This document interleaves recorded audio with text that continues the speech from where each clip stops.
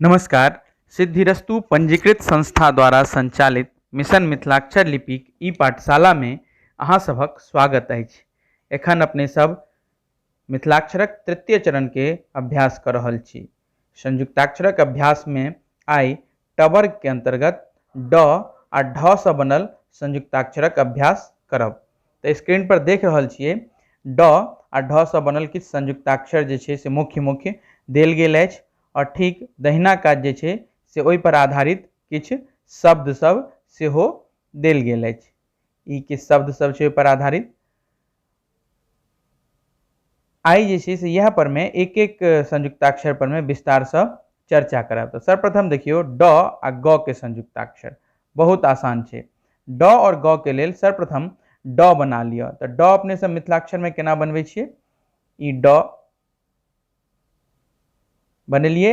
देखियो ड और ग के संयुक्ताक्षर केना हेतै, तो पहले ड बना लियो आ एकरे नीचा में छै से ग पूरा जे छै हिस्सा ग जेना लिखै छै से एना के जोड़ दियो। एमे एना के ग जोड़ दियो। तो ई भ गेलै ड आ ग के संयुक्ताक्षर। आब आओ देखे छियै ड आ ड के संयुक्ताक्षर स्क्रीन पर देखा रहल है दू तरीका से बताओल गेल छै। पहिल तो ड लिखू आ यह में एक आकृति एना के जोड़ दियो। तो ई भ गेलै ड आ ड के संयुक्ताक्षर, जकरा के अपने सबके फॉलो करे के अछि। दोसर आकृति जे वैकल्पिक रूप छै से देखियो जे एहि में बहुत ज्यादा अंतर नहीं छै दुनू में। एमे ड जका डिजाइन देत नीचा जोड़ल गेलै है। तो दुनू आकृति छै ड और ड के संयुक्ताक्षर। आई पर आधारित शब्द छै जेना खड्ग, बड। ठीक, आगा आओ आगा ड आ र। तो र के संयुक्ताक्षर जे कोनो अक्षर में होय छै, र जे संयुक्त छै से हम बतेने छी, बहुत आसान छै।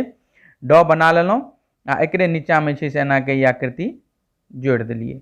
ई भ गेलै ड आ र के संयुक्ताक्षर। अब आओ ढ आ य के। तो ढ आ य के लेल, तो य के लेल सेहो बतेने रही, य के लेल आकृति एना के जोड़े छै एस जकां डिजाइन में।